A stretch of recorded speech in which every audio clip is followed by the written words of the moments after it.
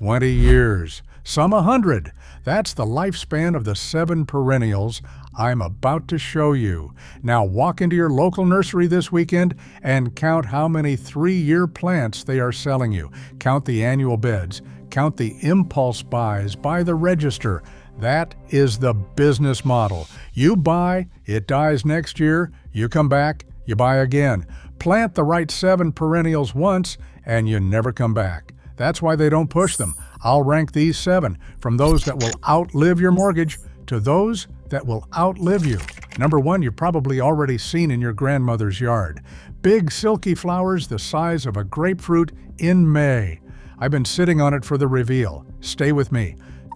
Number 7, bearded iris, Iris germanica. If you live in America and you're over 60, your grandmother or your great-aunt had these in her yard somewhere, probably by the mailbox. Plant a fan of rhizomes now in April, and you'll get that first wave of silk petal flowers next May.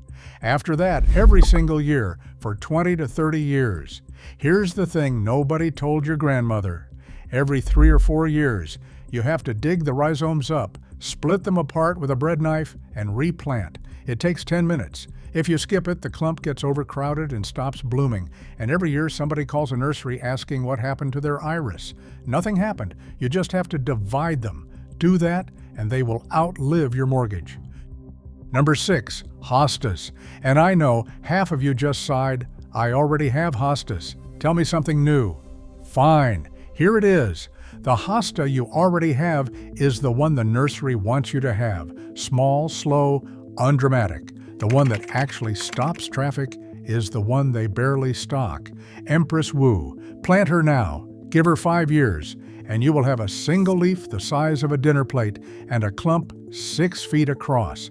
One woman in my cousin's neighborhood pulls over every August just to photograph his. He planted it in 2017. Hostas live 30 years, some varieties longer. They divide easily in year 4 or 5. One plant becomes 4 and then 16. In 10 years, you have landscaped a quarter of your yard for the price of 1 Empress Wu pot. Number 5, Siberian iris, Iris siberica. Not the one your grandmother had. This is the refined cousin. Bearded iris must be divided every 3 years. Siberian, plant it and forget it. I have a clump in my yard that went in 2009, somewhere around there, and I have not touched it once. Not divided, not fertilized, not watered. Every June it throws up a column of narrow, grass-like leaves 4 feet tall, and on top, blue-violet flowers shaped like silk origami. 25 years easy. Longer if you plant it somewhere it likes. It handles wet soil that kills every other iris. It handles heavy clay. It does not care. Here's the plant you give your daughter-in-law when she says, "I can't keep anything alive." Quick one before I keep going. My mother had Siberian iris along the fence of her vegetable garden. This was in Ohio, back in the late 1980s. She never did anything to them. The fence leaned more each year. The garden got weedy. She got older. The iris just kept coming up every June. Same spot, same blue. The fence is gone now. The house sold. Somebody else lives there. Those iris are probably still coming up.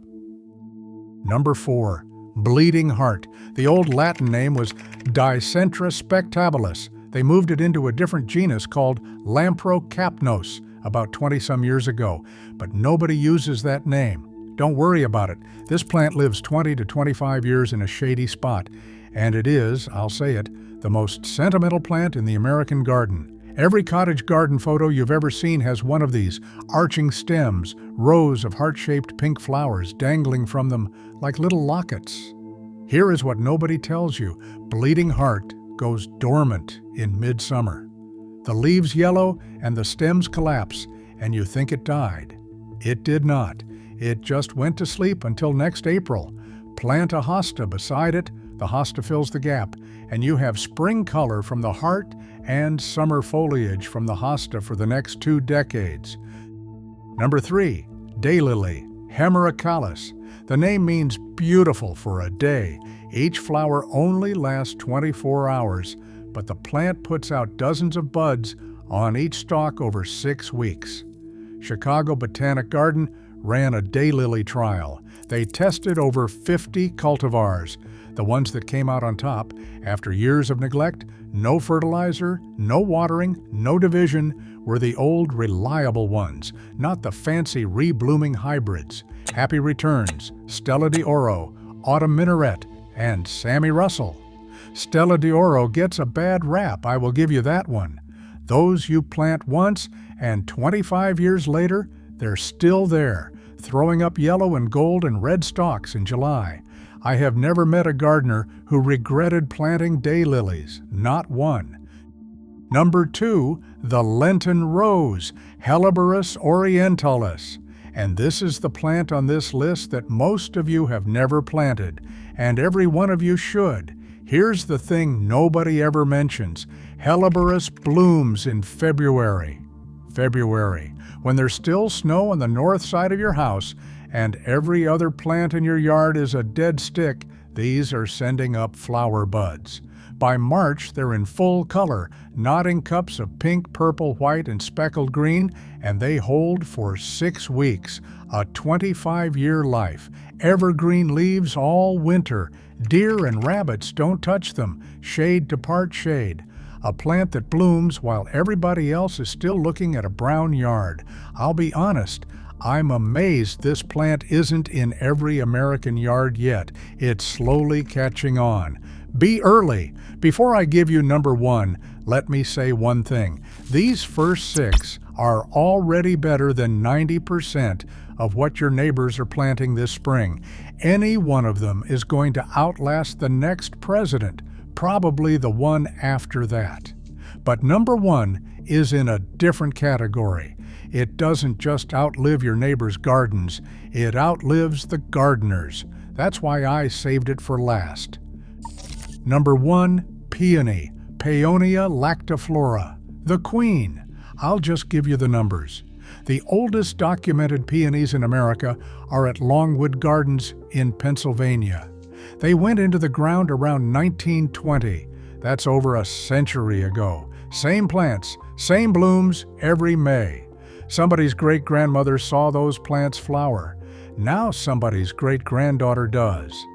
And those are not outliers. The American Peony Society keeps a heritage register of specimens over 100 years old scattered across the East Coast and the Midwest in private yards next to farmhouses that have been sold 3 times. Those peonies do not care who lives there. They just bloom. Plant a peony in April. Full sun, deep, rich soil. Set the eyes no more than 2 inches below the surface. This is the one thing people get wrong, and it is why people think peonies do not bloom. If they are buried too deep, they skip flowering every time. Once it is settled, year 3, you get 30 flowers every May. Pink, white, coral, burgundy. Cut 10 for the kitchen, leave 20 for the yard. Do not move it. Do not divide it. Peonies hate being moved and they will sulk for 5 years if you do. And then if you leave it alone, your great-grandchildren will cut flowers from the same plant in 2095. 7 plants, 20 years at the low end, over 100 at the high end. That century-old peony at Longwood isn't the exception. It is what is possible if you pick the right plant and put it in the right hole. Plant yours now in the next 2 weeks while the soil is still cool, and then mostly leave them alone. If this helped you, tell somebody, your neighbor, your kid, or the person who keeps buying annuals at the hardware store every May. The next video is on 7-shade perennials. Nobody plants anymore because they are old-fashioned. Those are the ones I want in my yard. See you then.